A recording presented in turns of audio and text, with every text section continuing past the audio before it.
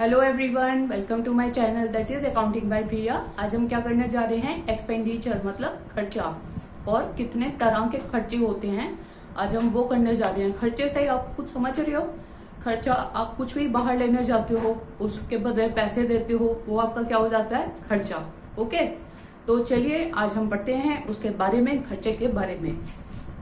देखिए, सबसे पहले ये जान लीजिए आपके खर्चे कितने तरह के होते हैं। Capital expenditure, revenue expenditure and deferred revenue expenditure. Revenue expenditure हमारा कैसा एक्सपेंडिचर होता है, जो हमारा रोज रोज होने वाला खर्चा है, डेली होने वाला खर्चा है, उसको हम बोलते हैं रिवेन्यू एक्सपेंडिचर। ठीक है, जिसका बेनिफिट हमें शॉर्ट टर्म मिलता है, क्योंकि वो खर्चा भी रोज रोज होएगा तो उसका बेनिफिट हमें शॉर्ट टर्म मिलेगा। एक होता है कैपिटल एक्सपेंडिचर। कैपिटल एक्सपेंडिचर क्या होता है, जो हमारा एक साल में कई बार या कुछ मतलब कि कभी कभार होने वाला खर्चा होता है, जिसका बेनिफिट हमें लॉन्ग टर्म मिलेगा। ठीक है, लंबे समय तक मतलब मिलेगा। डेफर्ड रिवेन्यू एक्सपेंडिचर क्या होता है, ये मिक्सचर होता है आपके कैपिटल और रिवेन्यू दोनों एक्सपेंडिचर्स का। और इसमें क्या होता है, मतलब इसमें रिवेन्यू भी आ जाता है, जो खर्चा हमारा रोज रोज होने वाला हो, और इसका बेनिफिट हमें लंबे समय तक मिलने वाला होता है, लंबे समय तक। उसको हम बोलते हैं डेफर्ड रिवेन्यू एक्सपेंडिचर। आइए देख लेते हैं।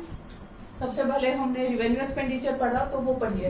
एनी एक्सपेंडिचर, कोई भी ऐसा खर्चा, the full benefit of which is received, जिसका पूरा बेनिफिट हमें रिसीव होगा ड्यूरिंग एन अकाउंटिंग पीरियड, मतलब एक साल में जिसका बेनिफिट हमें रिसीव होगा। ठीक है, जैसे मान लीजिए सैलरीज हो गया, अगर आपने कोई बंदा एम्प्लॉय कर रहा है उसको सैलरी देनी पड़ेगी। अगर आपने किसी को रेंट पे, सपोज करिए आप अपना बिजनेस रेंट पे कर रहे हैं, तो उसका रेंट देना पड़ेगा। इलेक्ट्रिसिटी बिल, अब आप लोगों को पता है आपके घर का बिल जो है 2-2 महीने बाद आता है ना, तो वो भी रेगुलर ही हो गया ना, मतलब वो तो आएगा ही आएगा। तो इसको हम बोल देते हैं रिवेन्यू एक्सपेंडिचर। ठीक है, नेक्स्ट बढ़िए कैपिटल एक्सपेंडिचर। एनी एक्सपेंडिचर, कोई भी ऐसा खर्चा जो हम किस लिए करते हैं, फिक्स्ड एसेट्स को लेने के लिए, विच इज इनकर्ड इन एक्वायरिंग और इंक्रीजिंग, मतलब कि जो कि या तो एक्वायर करने के लिए या इंक्रीज करने के लिए फिक्स्ड एसेट्स की वैल्यू को। अब हम रोज रोज तो नहीं लेते रहेंगे ना फिक्स्ड एसेट्स, प्लांट हो गया, बिल्डिंग होगी, फर्नीचर होगी, हम मतलब कभी कभार ही लेंगे साल में, अब रोज रोज तो नहीं लेंगे हम, इतने पैसे भी कहाँ होते हैं, किसके पास होते हैं, है ना। तो इसको हम बोलते हैं कैपिटल एक्सपेंडिचर। पढ़ लीजिए एक बार।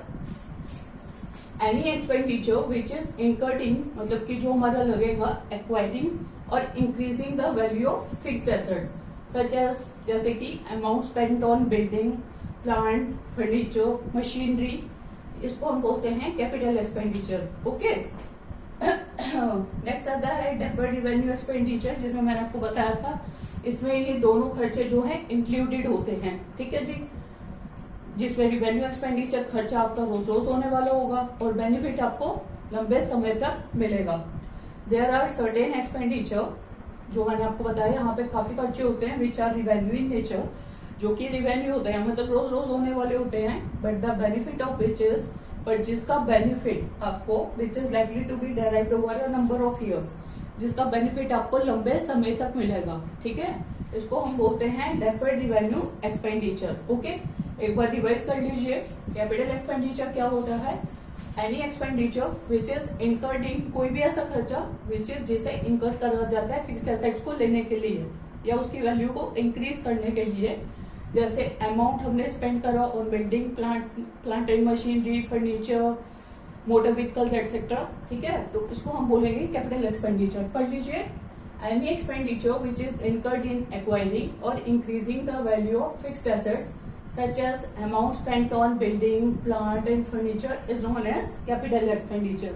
Okay, next revenue expenditure, जो खर्चा हमारा रोज रोज होने वाला होता है, डेली बेसिस पे होता है या रेगुलर नेचर का होता है, उसको हम बोलते हैं रिवेन्यू एक्सपेंडिचर, और इसका बेनिफिट हमें शॉर्ट टर्म ही मिलता है, मतलब जब तक हमने किराए पे जगह दे रखी है तो वो किराया तो हमें तभी तक मिलेगा ना, जब तक वो बंदा वहां बैठा है ना, तभी तक मिलेगा। और तभी अगर हमने किसी बंदे को एम्प्लॉय करा है, जॉब पे रखा है, तो वो बंदा जब तक जॉब पे लगा रहेगा उसको हमें सैलरी भी तब तक देनी है, शॉर्ट टर्म हो गया ना।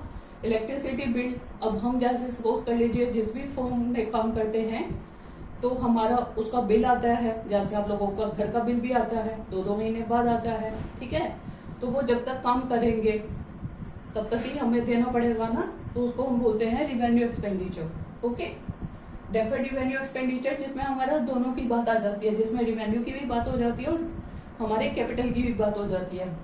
मतलब जो खर्चा हमारा रोज रोज होने वाला होता है पर जिसका बेनिफिट हमें लंबे समय तक मिलेगा।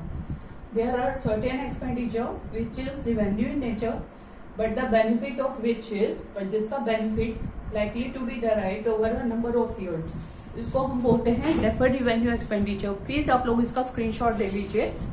जो भी प्रॉब्लम आए वो मेरे से कमेंट सेक्शन में पूछते रहिए and please please please like करिए, सब्सक्राइब करिए, शेयर करिए अपने सब फ्रेंड्स के साथ, ताकि किसी को कोई प्रॉब्लम ना होए और सबको सब कुछ समझ आता रहे।